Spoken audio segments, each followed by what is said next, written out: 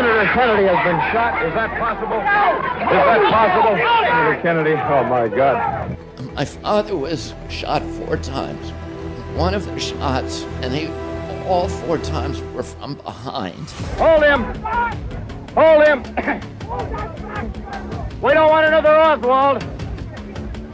Hold him, Raper! We don't want another Oswald! What's up, guys? It's your boy, Benny. So, one thing you're not allowed to do when you're running for president is to go against the machine. You see, the machine decides who gets to run for president. The machine decides who gets to win the presidency. And the machine decides who gets to be protected by the media and who gets to be destroyed by the media. And if you stand athwart the machine and if you question the national security state, well then, hot baby, you are absolutely toast.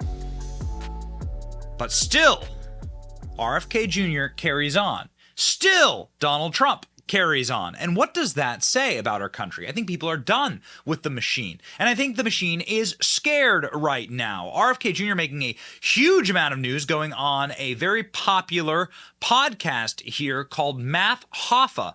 This is a New York-based MC, rapper, podcast that is filmed inside of a barbershop.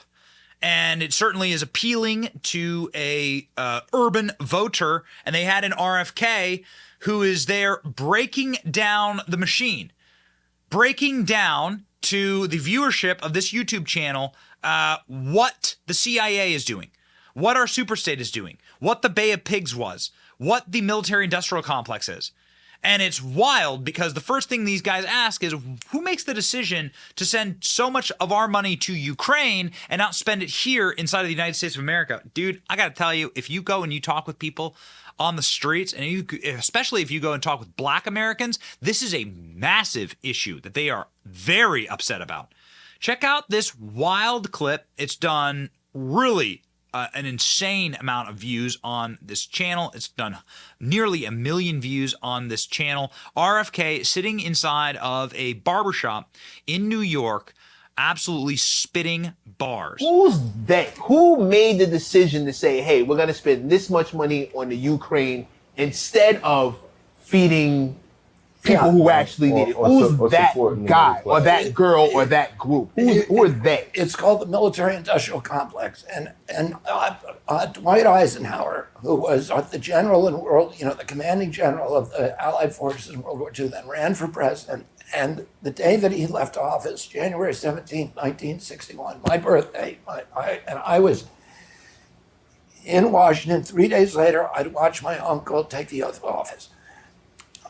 But Eisenhower made the most important speech probably now in American history, where he warned America that if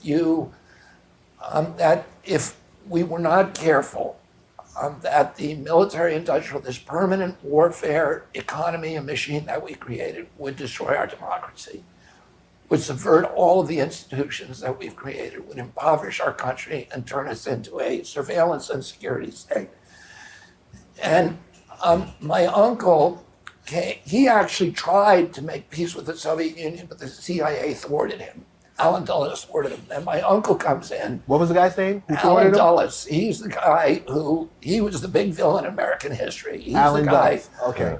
who turned the CIA into this, machine for overthrowing democracies and turned it against the American people. And he was, he then lied to my uncle about the Bay of Pigs. My uncle said, why are we going down? Because my uncle comes into office and they said, first thing you need to know is we're about to invade Cuba.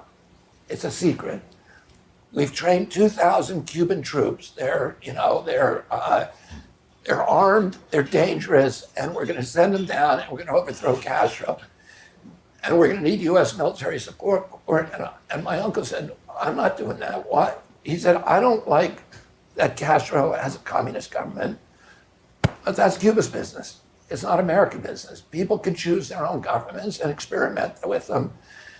And we don't have to like them, but we don't have the right to change them. And America's not going to, invade a little tiny country. That's a bad look and be a bully. And he said, Dulles and his Joint Chiefs said, well, don't worry, the troops are going to go over there, and we need to carry them to the Navy, and then they'll do all the fighting. And my uncle said, well, Castro's got 200,000, an army of 200,000 men. How are these 2,000 men going to defeat that army? And he said that the CIA lied to him, and they said, we've infiltrated the army. We know that they're going to rise up and turn on Castro as soon as our men land. And my uncle said, well, you're not using the U.S. military. My uncle didn't want to send them, but the CIA said, if you keep these guys here, they're going to cause terrible trouble because they're armed and dangerous. And they're going to consider you a traitor, and they're going to cause a lot of trouble. So my uncle said, you're not going to use the U.S. military. So they got United Fruit, which owned all the sugar cane before Castro had thrown them out, to give them boats to bring those men over. And the men died on the beach or were captured by Castro. And that's when my uncle said, I want to shatter the CIA in 1,000 pieces and scatter it to the winds. And my uncle then, the CIA wanted him to go into Laos. He refused. They wanted him to go to Vietnam. He refused. They wanted him to go to war in '62 with Russia. Instead, he made friends secretly with Khrushchev. They started corresponding with each other, and they both realized that they were surrounded by people who wanted them to go to war.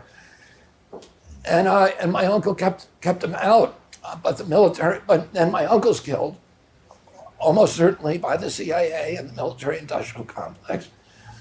My father then runs against them. He also gets killed, again, almost certainly by the CIA. The man who actually fired the shots that killed him was a CIA asset, a guy called Eugene Caesar. Lee Harvey Oswald, we now know, was a CIA asset. Yeah. And the military-industrial, and we went through all of these traumas. My father's death, Dr. King's death, Malcolm X's death, the Vietnam War, the 9/11, and COVID. Each one pushed us further down the road into a security state, into becoming more a possession of the military. Well, ladies and gentlemen, perhaps that's one of the many reasons why they refused to give RFK Secret Service. We covered this earlier in the week, that the Secret Service, Joe Biden has denied RFK's Secret Service, even though RFK is doing excellent in the polls against Joe Biden. RFK and Ramaswamy coming up fast in outside lanes, according to The Hill. Interesting development on the way to 2024. Two outsiders shunned or ignored by the entrenched establishment of both parties are doing really well, RFK and Vivek Ramaswamy. The article goes on to say that both of these guys are polling in the double digits and have super high favorability. Kennedy is in first place when it comes to favorability at 47%. He is ahead of Biden and Trump and DeSantis and every other candidate. His unfavorability is the lowest of any candidate at 26%. People like RFK. People like the narratives that RFK is telling and spinning up against the superstate and against these known lies that have been told to us for many, many years. And you could just select the subject out of a grab bag. RFK has surprising support among Joe Biden voters. Ooh, my, this is dangerous. He must be destroyed. Robert F. Kennedy Jr.'s decision to run for 2024 Democratic presidential nomination is supported by 31% of eligible voters who backed Joe Biden in the 2020 election. Uh-oh. Not good. Are we going to have an actual challenge here for a Democrat incumbent? Remember, the Kennedy family challenged Jimmy Carter, and I think his uncle Ted Kennedy, is the uncle of RFK, went on to win a number of states against Jimmy Carter. And, of course, Jimmy Carter then went down in flames. It was just so humiliating in the 1980 election. So is Kennedy going to do it again? Will Kennedy run independent? Will John F. Kennedy be Donald Trump's vice president on a unity ticket? Well, Donald Trump said recently that he likes RFK, so who knows? Who knows, ladies and gentlemen? This is going to be one of the most interesting election cycles ever. Stay tuned. It's your boy Benny. Like, share, and subscribe to End Communism. See ya.